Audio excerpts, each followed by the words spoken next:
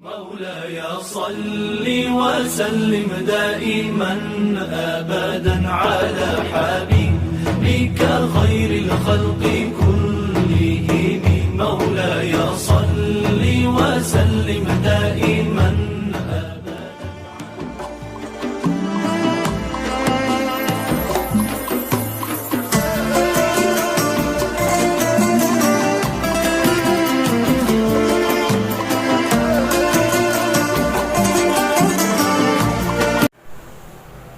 Assalamualaikum warahmatullahi wabarakatuh. Bismillahirrahmanirrahim. Alhamdulillahi rabbil alamin. Bagaimana kabarnya anak-anak sekalian? Masih dalam keadaan sehat dan masih semangat tentunya. Ini yang Bapak harapkan. Semangat terus belajar meskipun dalam kondisi pandemi COVID-19. Tapi janganlah sampai menyurutkan kegiatan kita, jangan sampai membuat kita malas-malasan dalam menuntut ilmu, yaitu mensyukuri nikmat akal yang telah diberikan Allah kepada kita semuanya dan tidak diberikan kepada makhluk Allah yang lain. Anak-anak sekalian, pada kesempatan yang baik ini kita akan belajar bersama-sama tentang bagaimana Islam masuk ke bumi Nusantara. Ya, di dalam buku pelajaran kita ini terdapat pada bab yang ke-6. Ya, kehadiran Islam mendamaikan bumi Nusantara. Nah, anak-anak sekalian, tentunya ketika kita belajar sejarah, maka Islam itu bukanlah agama asli dari nenek moyang kita orang Indonesia. Ada terlebih dahulu agama Hindu, agama Buddha, dan kepercayaan asli dari nenek moyang kita. Nah, Islam datang bukan menjadi agama yang menghapus semuanya, tetapi begitu berdampingan, mana yang benar itu yang ditawarkan oleh agama kita, agama Islam. Anak-anak sekalian, tentunya di dalam kita belajar ada batasan-batasan yang harus kita pelajari. Paling tidak, apa sih tujuan kita dalam belajar dalam bab 6 ini? Yang pertama adalah kita akan menjadi tahu bagaimana alur perjalanan dakwah Islam ke bumi Nusantara.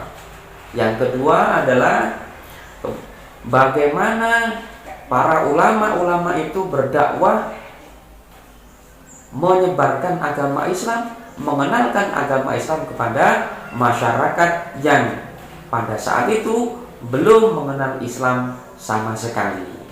Untuk itu, anak-anak sekalian, mari kita perdalam kehadiran Islam mendamaikan bumi Nusantara. Nah, kita lanjutkan anak-anak sekalian. Yang pertama, bagaimana Islam itu akhirnya sampai kepada bumi Nusantara. Nah, kita tahu anak-anak sekalian bahwa negara kita, negara Indonesia ini adalah negara kepulauan. Dari Aceh kemudian sampai ke Papua, ada pulau besar, ada pulau kecil, dan jumlahnya hampir 17.000 anak-anak. Ya, 17.000 pulau besar dan kecil yang ada di Indonesia, baik itu sudah dihuni ataupun belum. Negara kita sangat kaya, sangat subur. Kita wajib bersyukur kepada Allah karena kita tinggal di bumi yang kaya raya ini. Nah, kekayaan Indonesia ini sudah dikenal pada abad-abad sebelum datangnya Islam ke Indonesia. Dibuktikan dengan adanya agama Hindu yang berasal dari India, agama Buddha yang juga berasal dari India. Nah, Kenapa mereka sampai ke sini? Karena mereka yang pertama tujuan mereka adalah berdagang. Ya, berdagang apa yang dihasilkan dari negara mereka kemudian diperjualbelikan di Indonesia. Dan apa yang ada di Indonesia ini dibawa kemudian dijual di negara mereka. Jadi yang pertama adalah perdagangan. Nah, sampai-sampai apa? Sampai-sampai pedagang yang datang ke Indonesia atau ke Nusantara pada saat itu bukan hanya dari India, bukan hanya dari Cina, bukan hanya dari Eropa. Nah, orang Arab pun yang pada saat itu sudah mengenal Islam datang juga kepada negara kita. Nah, otomatis anak-anak, apa yang sudah mereka fahami, apa yang mereka anut, nah ini juga diajarkan kepada masyarakat Indonesia pada saat itu. Sama yang dilakukan oleh pedagang-pedagang yang asal dari India dan dari Cina. Ya, juga mereka selain berdagang mengenalkan kebudayaan dan mengenalkan agama yang mereka anut. Ini yang pertama anak-anak sekalian, bahwa sekali lagi alur masuknya Islam ke bumi Nusantara yang pertama adalah karena motivasi berdagang dan juga motivasi berdakwah, ya, amar ma'ruf nahi munkar, karena Indonesia pada saat itu masih belum dan sama sekali belum mengenal Islam. Nah, kita lanjutkan anak-anak sekalian.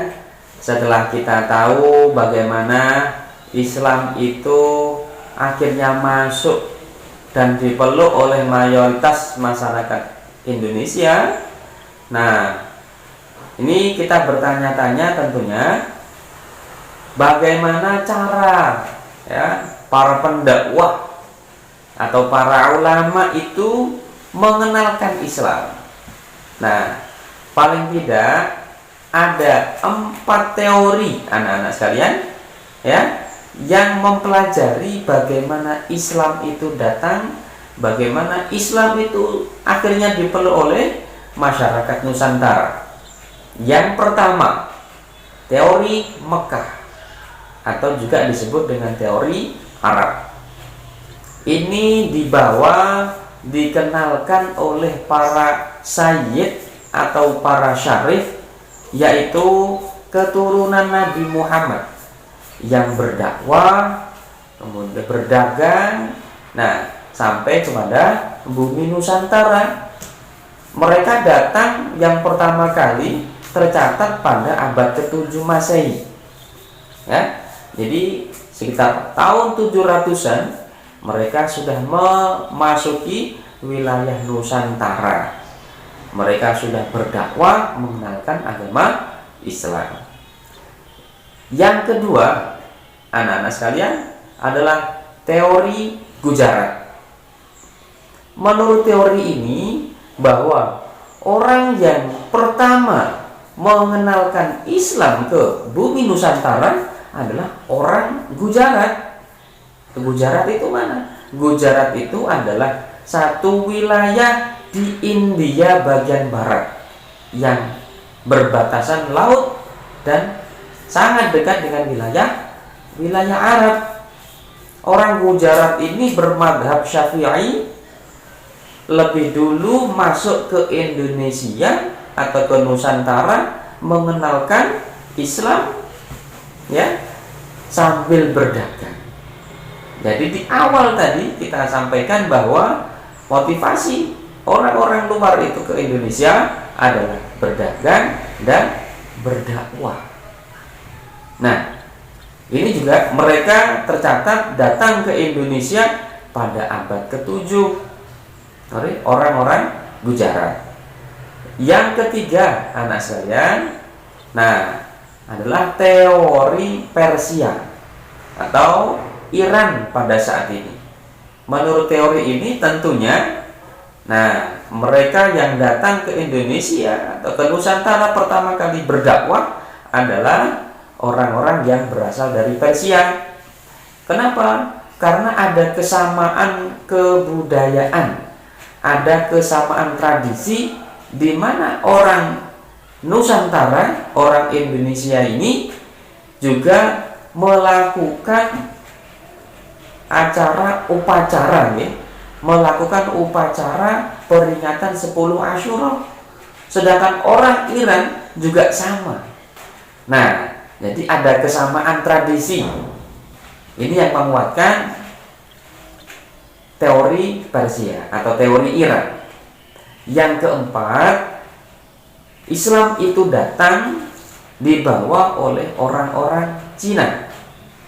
Juga sama tercatat pada abad ke-7 pada dinasti Tang.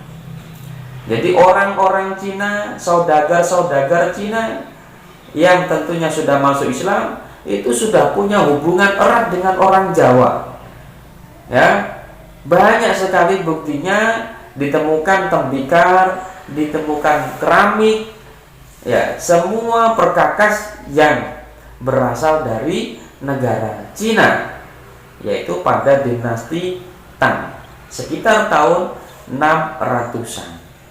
Nah, dinasti Tang atau pedagang Cina ini sudah memeluk Islam, sehingga selain budaya, selain berdagang, juga tentunya mengenalkan agama